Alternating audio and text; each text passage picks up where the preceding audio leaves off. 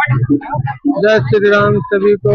हम इस समय उपस्थित हैं बुरहानपुर मंदिर पे और यहाँ पे देखिए किसी भी प्रकार की कोई समस्या हो तो यहाँ पे झाड़ा लगता है।